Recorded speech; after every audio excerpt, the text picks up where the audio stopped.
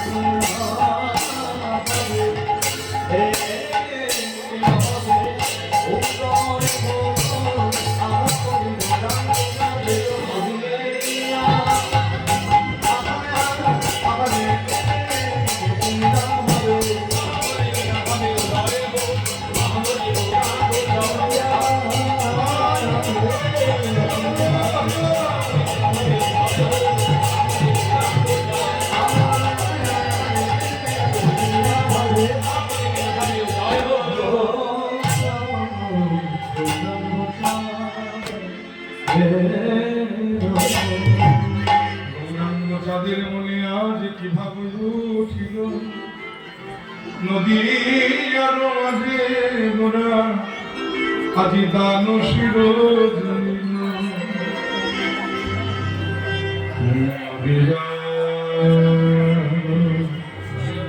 মাঝে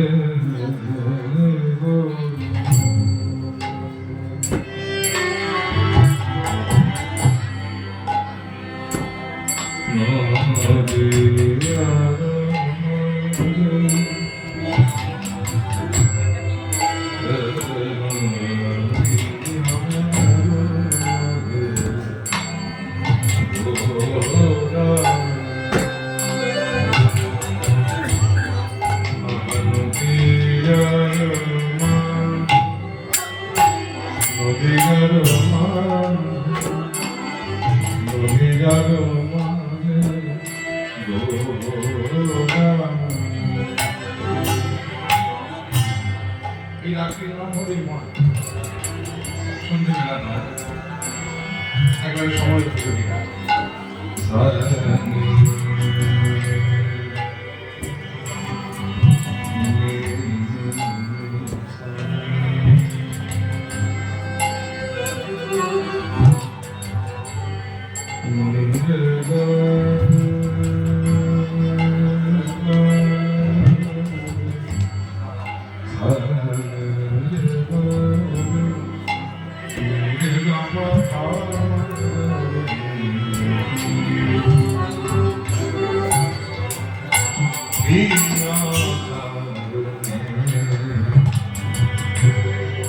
কিছু না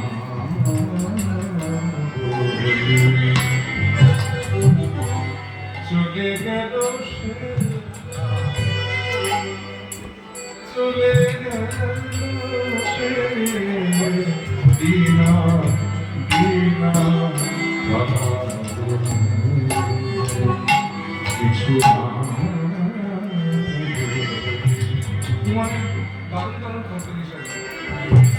আমরা ভারতবর্ষের সঙ্গীত মহলে হয়ে গেছি শিক্ষক জানি রঞ্জিসি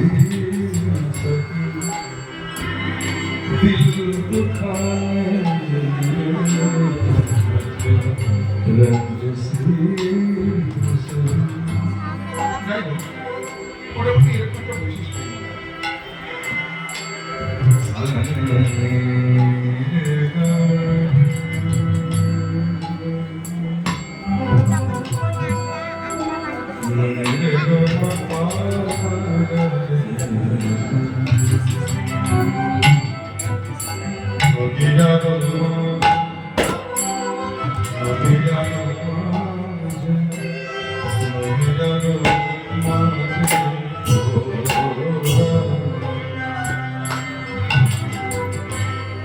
নদিয়ার মাঝে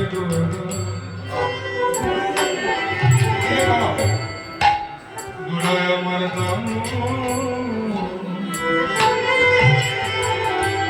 দানো শির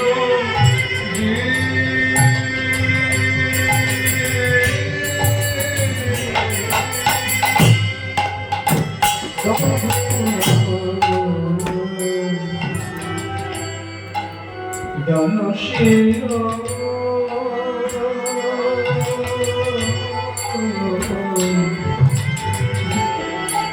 দানো শির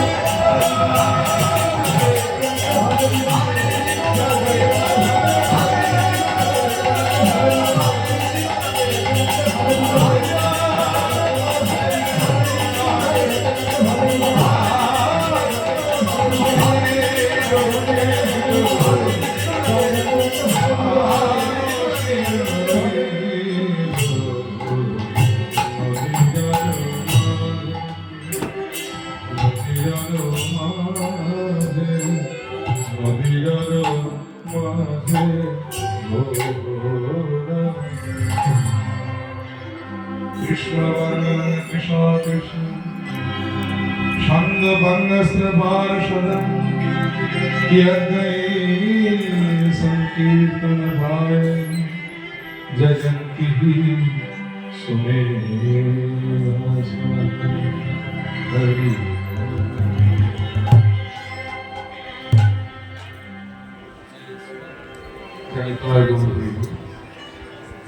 শ্রদ্ধেয় গৌর অনুরাগী কৃষ্ণ অনুরাগী ভক্তমণ্ডলী আমার বাবারা এবং ভক্তমণি মায়েরা সকলের শ্রীচরণে সর্বপ্রথমে রইল কীর্তন জগতে সর্বকনিষ্ঠ জ্ঞানহীন ভক্তিহীন শ্রদ্ধাহীন কৃষ্ণ প্রেম মহাপুত্র পরমদিন শ্রী বাবা সরকার এবং আমার এই পুত্র সম্প্রদায়ের কোটি কোটি ধন্যবাদ।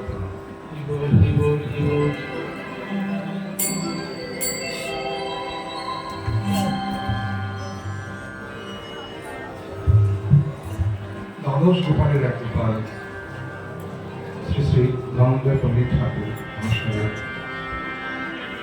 বড় নাতি শ্রী শ্রী রামকানাই ঠাকুর মহাশয়ের শ্রীপাঠ তার এই পুণ্যভূমিতে প্রত্যেক বছরই ন্যায় এবছরও যে কীর্তন যজ্ঞ অনুষ্ঠিত হচ্ছে বেশ অনেক বছর ধরেই সেই অনুষ্ঠানে উপস্থিত হয়ে একটু কীর্তনের সেবায় লাগতে পারি, এটা আমার কাছে পরম সৌভাগ্য। এই সুযোগ আমাকে এখানকার ঠাকুর বাড়ির সদস্যরা করে দেন, এই জন্য আমি সত্যিই প্রত্যেকের কাছে খুব কৃতজ্ঞ। তো যাই হোক, কীর্তনের শুরুতেই দেখুন আমি একটি সংস্কৃত শ্লোক আস্বাদন করলাম। যে শ্লোকটি আমরা কীর্তনের শুরুতে আস্বাদন করলাম, এই শ্লোকটি শ্রীমদ্ ভাগবতের একটা বিশিষ্ট শ্লোক। শ্রীমদ্ ভাগবতের একাদশ স্কন্ধের পঞ্চম অধ্যায় নিমি রাজা বলে একজন রাজা ছিল। সেই নিমি রাজা মনে মনে চিন্তা করলেন, তিনি শুনতে পেলেন তার রাজ্যে 9 জন বড় বড় যোগী বাস করছে। তা ভাবলেন, এত বড় বড় যোগীরা আমার রাজ্যে বাস করছে, সেই যোগীদের ডেকে নিয়ে সে যোগী তাদের মুখের বাণী প্রসাদ করতে। তো সঙ্গে সঙ্গে 9 জন যোগীকে সংবাদ দেওয়া হলো। আর সেই 9 জন যোগী এসে নিমি রাজার রাজসভাকে অলঙ্কৃত করে বসে সেদিন নিমি রাজাকে যে উপদেশগুলো দিয়েছিলেন সেগুলোকে একত্রে বলা হয় নব যোগেন্দ্র সংবাদ। এই যে 9 জন বড় বড় যোগী, এই 9 জন বড় বড় যোগীর মধ্যে একজন যোগী ছিলেন যিনি ছিলেন আবার ত্রিকাল যোগী। তিনি বর্তমান ভূত ভবিষ্যৎ নিজে বুঝতে পারতেন, যার নাম ছিল করভাজন। নামটা করভাজন কেন হয়েছিল? তিনি কোনো পাত্রে ভোজন করতেন না, করের দ্বারাই ভোজন করতেন বলে তার নাম হয়েছিল করভাজন।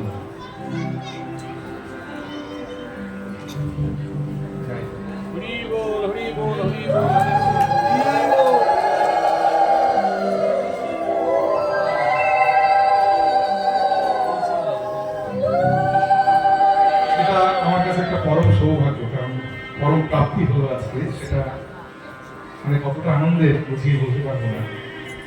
আমার কীর্তনের কয়েকজন গুরুর মধ্যে একজন অন্যতম গুরু মুর্শিদাবাদের শ্রীফল বাদক শ্রীযুক্ত পীযূষ বিশ্বাস মহাশয়। মনোহর শাহী ঘরোয়ানার প্রচুর গান ওনার কাছে আছে এবং আমরা সেই গান পেয়ে থাকি ওনার কাছ থেকে। অত্যন্ত স্নেহ করেন আমায়। নতুন কোনো গানের খবর পেলে সবার আগে আমায় ফোন করে বলে, পলাশ তোমার জন্য গান আছে। এটা আমার কাছে পরম প্রাপ্তি। বৃন্দাবন থেকে সবাই ফিরলেন কিছুদিন আগে, আমার জন্য বৃন্দাবন থেকে এই মালাটি এনেছেন। এটা নুরুকে শ্রীপাঠে উনি আমার গলায় ধরিয়ে দিলেন, আমি ধন্য হলাম। জানি তাই আশীর্বাদ করবেন, জানি এমনি করে সারা জীবন গুরুর আশীর্বাদ পেতে থাকি। জানি তাই। যাই হোক, নামটা করভাজন কেন হয়েছিল না? তিনি করের দ্বারায় ভোজন করতেন, তিনি তো পাত্রে ভোজন করতেন না বলে তাকে বলা হতো করভাজন। তো সেই করভাজন মুনিকে উদ্দেশ্য করে নিমি রাজা বলেন যে, হে মুনিবর, আপনি তো ত্রিকালক ঋষি, আপনি বর্তমান ভূত ভবিষ্যৎ নিতে করতে পারেন। দেখুন, সত্যযুগে ভগবান হরিরূপে এসেছেন আমরা জানি, আবার ত্রেতায় ভগবান নাম রূপে এলেন সেটা আমরা জানি, তারপরে ভগবান কৃষ্ণ রূপে এলেন সেটা আমরা জানি। কিন্তু যে যুগ এখনো আসেনি, যে আগত কলিযুগ, সেই কলিযুগে ভগবান কি রূপে আসবেন যদি তার একটু বর্ণনা আপনি দিতেন, আমরা বড় করে প্রার্থনা করলাম। তাই কথা শুনে করভাজন মুনি বলেন যে, রাজা, শুধু কলিযুগের ভগবানের স্বরূপ না, কলিযুগের ভগবান কেমন দেখতে হবে, তার স্বরূপটা কি হবে এবং তাকে আমরা কিসের দ্বারা আরাধনা করব, আমি একটা শ্লোকের 2 লাইনে আপনাকে বলে দিচ্ছি, আপনি মন দিয়ে শ্রবণ করুন। তো শ্লোকটা হলো কি না, কৃষ্ণ বর্ণম কিশোর কৃষ্ণ সঙ্গপঙ্গস্ত পার্শ্বদ ইয়তৈ সংকীর্তন ভাব জগন্তি অর্থাৎ প্রথম লাইনে বলে দিলাম, দেখুন কলিযুগের ভগবানের বৈশিষ্ট্য। কলিযুগে যে ভগবানকে আমরা পাবো, সেই ভগবানের মোট 4টি বৈশিষ্ট্য থাকবে। কি? 1 নম্বর হলো তিনি কৃষ্ণ বর্ণন, আর 2 নম্বর হলো তিসা কৃষ্ণ। তিসা মানে ত্বক। এই তিসা কৃষ্ণ শব্দটাকে যদি সন্ধি বিচ্ছেদ করি তাহলে কি দাঁড়ালো? তিসা যুক্ত অকৃষ্ণ, তিসা কৃষ্ণ একসঙ্গে হলে তিসা কৃষ্ণ। তাহলে তিসা যুক্ত অকৃষ্ণ, তিসা মানে ত্বক, অকৃষ্ণ মানে কালো নয়, মানে ত্বকের দ্বারা তিনি কালো হবেন না, তিনি ফর্সা হবেন। তাই যদি হবে তাহলে প্রথম বৈশিষ্ট্য বলা হলো কৃষ্ণ বর্ণম। কৃষ্ণ বর্ণম মধ্যে সাধারণত আমরা কি বলি? কৃষ্ণ মানে কালো, বর্ণম মানে রং, মানে কালো রঙের ভগবান। তাহলে সেটাই যদি হবে তাহলে 2 নম্বর বৈশিষ্ট্য বলা হলো তিসা কৃষ্ণ, মানে তিনি ত্বকের দ্বারা কালো হবেন না, মানে তিনি ফর্সা হবেন। তাহলে কৃষ্ণ বর্ণম শব্দের অর্থ কিন্তু এখানে কালো রঙের ভগবান নয়, এখানে কৃষ্ণ বর্ণম শব্দের অর্থ হলো কৃষ্ণ বর্ণয়তি কৃষ্ণ বর্ণন, অর্থাৎ মুখে দিন রাত তিনি কৃষ্ণ বর্ণ উচ্চারণ করবেন। এটাই তাহলে কলিযুগে যে ভগবানকে আমরা পাবো, সেই ভগবানের 1 নম্বর বৈশিষ্ট্য হলো তিনি মুখে দিন রাত কৃষ্ণ বলবেন, আর 2 নম্বর ত্বকের দ্বারা তিনি কালো হবেন না, মানে তিনি ফর্সা হবেন। আর 3 নম্বর কি? সাঙ্গ পাঙ্গস্ত, অর্থাৎ তিনি অস্ত্র নিয়ে আসেন। অস্ত্র বলতে আমরা কি বুঝি? তীর, ধনুক, তরবারি, বল্লভ, সুদর্শন, বলে এগুলো ভগবান আর 3 যুগে এনেছেন, কলিযুগে এই অস্ত্র নয়। তাহলে কলিযুগে যে অস্ত্রটা নিয়ে ভগবান আসবে সেই অস্ত্রটার নাম হলো প্রেমরূপী অস্ত্র। তাই প্রেমরূপী অস্ত্র ধারণ করে তিনি আসবেন। আর 4 নম্বর বৈশিষ্ট্যটা কি? সঙ্গতঙ্গস্ত্র পার্শ্বদন, মানে তিনি একা আসবেন না, তিনি সপার্শ্বদ আবির্ভূত হবেন। এটা গেল কলিযুগের ভগবানের 4টি বৈশিষ্ট্য। এবার তার আরাধনা দ্বিতীয় লাইনে, তাকে আমরা আরাধনা করবো কিসের দ্বারায়? এই একই সংকীর্তন মানে যজ্ঞের দ্বারা আরাধনা করবো। যজ্ঞ বলতে আমরা সাধারণত কি বুঝি? বেলকাঠ পুড়িয়ে, 3 ঘি পুড়িয়ে, ইন্দ্রায় স্বাহা, বরুণায় স্বাহা, বিষ্ণুবে স্বাহা বলে এ যজ্ঞ আর 3 যুগে হয়ে গেছে। কলিযুগে এই যজ্ঞ নয়। কলিযুগে যে যজ্ঞের দ্বারা আমরা ভগবানকে আরাধনা করবো, সেই যজ্ঞটা হলো সংকীর্তন যজ্ঞ। তাই সংকীর্তন যজ্ঞের দ্বারা আমরা তাকে আরাধনা করবো। তিনি কে? তিনি আমাদের কৃষ্ণ চৈতন্য মহাপ্রভু। তবে সবাই কি আরাধনা করবে? বলেন না। আরাধনা কারা করবে? যজন্তিহি সুমেধাসা। যজন্তিহি মানে আরাধনা করবেন, সুমেধাসা মানে জগতে যারা সুমেধাবান, মানে মেধাবান অর্থাৎ বুদ্ধিমান, কেবল তারাই সংকীর্তন যজ্ঞের দ্বারাই আমার ভগবানকে আরাধনা করবে। তাই সে সংকীর্তনের পিতা আমার চৈতন্য মহাপ্রভুর শ্রীচরণে প্রণাম জানিয়ে আমরা আশা করছি আমাদের বর্তমান পরিবেশিত লীলা শ্রী শ্রী গৌর গোবিন্দের দান লীলা। ভাবাচিত বলছেন লেখা আগে একটু গৌরাঙ্গের ভাবা স্মরণ করবো, তারপরে আমরা বৃন্দাবন লীলা স্মরণ করবো। মহাজন লীলার এক পাশে দাঁড়িয়ে বললেন যে গৌরাঙ্গ চাঁদের মনে আজ কি ভাব উঠিল, নদিয়ার মাঝে গোলার দান শিরোজিল। এখানে দান শব্দের আক্ষরিক অর্থ হলো কর, মানে ইংরেজিতে যাকে আমরা ট্যাক্স বলে থাকি। ভগবান আজকে নদিয়ার রাজপথে দাঁড়িয়ে কর চাইছেন। একজন নদিয়ার নাগরিক আর একজন নদিয়ার নাগরিককে দেখে বলছিল, দেখ রে কিসের দান চাহে আমার, কিসের দান চাহে আমার, আহা কিসের দান চাহে আমার,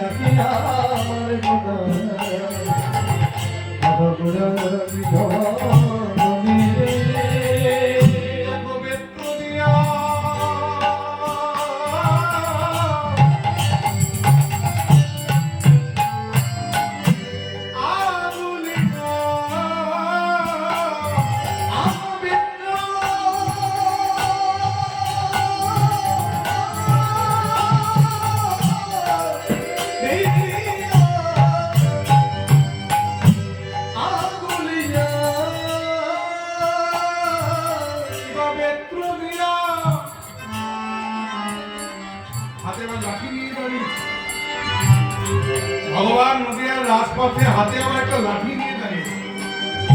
আগে বললাম এখানে দান শব্দের অর্থ হলো কর বা ইংরেজিতে যাকে আমরা ট্যাক্স বলে থাকি। ভগবানকে দেখে মনে হচ্ছে তিনি আজকে যেন বৃন্দাবনের পথে ট্যাক্সের অফিসার হয়ে থাকি, হাতে লাঠি নিয়ে ওই বেত্র দিয়া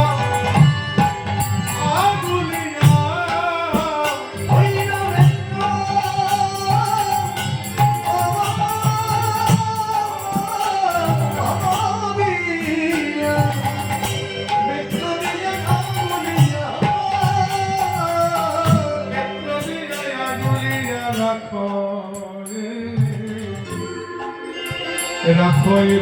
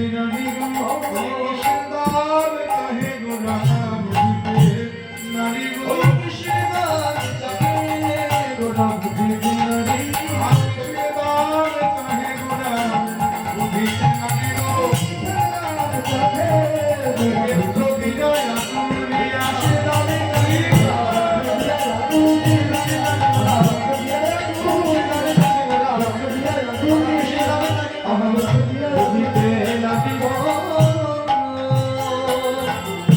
ভগবান দান চাইছেন মানে কর চাইছেন, অর্থাৎ ইংরেজিতে যাকে আমরা ট্যাক্স বলে থাকি। তো ট্যাক্স আমরা সরকারকে দিই, ভগবানকে কেন দিই? দেখবেন সরকার আমাদের কাছ থেকে ট্যাক্স কালেক্ট করবার জন্য বিভিন্ন রকম ডিপার্টমেন্ট খুলে রেখেছে, সেখানে বড় বড় অফিসার বসে রেখেছে মাইনে দিয়ে। দেখবেন একটা নিয়ম আছে, বাৎসরিক যার যত আয় হবে সেই আয়ের একটা পার্সেন্টেজ সরকারকে দিতে হয়, যাকে বলা হয় আয়কর বা ইনকাম ট্যাক্স। আর এক প্রকারের ট্যাক্স আমরা সরকারকে দিয়ে থাকি, সেটা হলো দোকানে এক্ষুনি একটা রেপুটেড প্রোডাক্ট কিনতে যান, দেখবেন তার গায়ে তার দাম লেখা আছে, পাশে ব্র্যাকেটে লেখা থাকে ইনক্লুসিভ অল ট্যাক্স। সরকার এখান থেকে একটা ট্যাক্স দিচ্ছে যার নাম হলো সেল ট্যাক্স বা বিক্রয় ট্যাক্স। আবার আমরা যারা পঞ্চায়েতের এলাকায় বসবাস করি খুব ভালো করে জানি, দেখবেন পঞ্চায়েতের অধীনে একটা গৃহ তৈরি করেছি বলে সেই গৃহটা নির্মাণ করবার জন্য প্রত্যেক বছর আমাদের একটা ট্যাক্স দেওয়া হয় পঞ্চায়েত। এটা যদি না দেওয়া যায় সময় মতো, তাহলে আপনি যদি পঞ্চায়েতে গিয়ে একটা ক্যারেক্টার সার্টিফিকেট চান সেটা করতে হবে। আপনি মিউনিসিপ্যালিটির এলাকায় বসবাস করলে সেখানে গিয়ে ওখানে দিতে হবে কর, ওই ট্যাক্সটা। এখন কথা হলো যে প্রাকৃত জগতে বাড়ি বানিয়ে আমরা সরকারকে ট্যাক্স বা কর দিতে পারি, কিন্তু ভগবান যে আমাদের এত সুন্দর একটা বাড়ি বানিয়ে দিয়েছে, দেহ বাড়ি, আমরা কোনদিন ভেবেছি যে দেহ বাড়ির ট্যাক্স বা কর আমাদের ভগবানকে দিতে হবে? হয়তো প্রশ্ন করতে পারেন, বাবা তুমি নিউমোনিয়া হয়েছে বলে এখন যা বলবে তাই বিশ্বাস করে যাও, তুমি দেহটাকে বাড়ি বলছো, আগে প্রমাণ করো যে দেহটা বাড়ি। কারণ বাড়ি কাকে বলা হয় না, কতগুলি ঘরের সমষ্টি হলো একটা বাড়ি। দেখবেন যার যেমন সংগতি তার বাড়িতে কতগুলি ঘর থাকে। কারো বাড়িতে থাকার মানুষ নয়, 10-20টা ঘর খালি পড়ে আছে, আবার কারো বাড়িতে থাকার মানুষ আছে অথচ ঘর নয়। তো তুমি যে তোমার দেহটাকে বাড়ি বলছো, আগে প্রমাণ করো যে তোমার দেহ বাড়ির মধ্যে কতগুলি ঘর আছে। এটা প্রমাণ করতে বেশি সময় লাগবে না, কারণ বাংলার একজন বিখ্যাত লোককবি এই দেহ বাড়ির সম্বন্ধে বর্ণনা করতে গিয়ে বলেছেন এখানে কতগুলো ঘর আছে জানেন? 8-2-3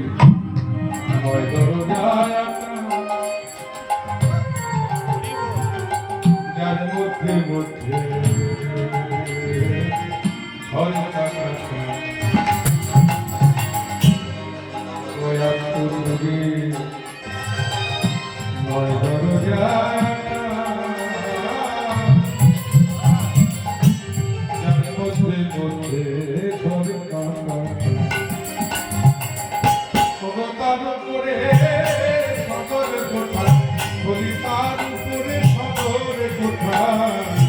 আয়না নহলে